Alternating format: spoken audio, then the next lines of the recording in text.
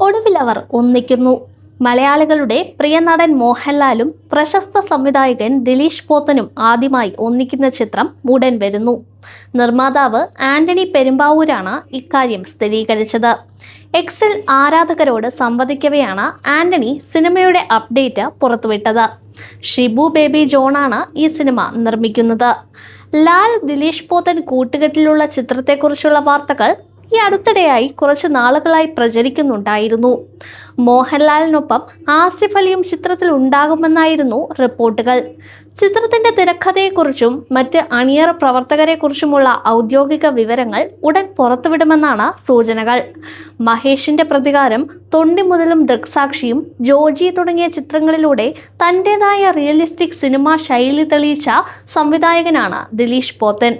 മോഹൻലാൽ എന്ന മഹാനടന്റെ അഭിനയ സാധ്യതകളെ ദിലീഷ് പോത്തൻ എങ്ങനെ സ്ക്രീനിലെത്തിക്കുമെന്ന കാത്തിരിപ്പിലാണ് ആരാധകരും.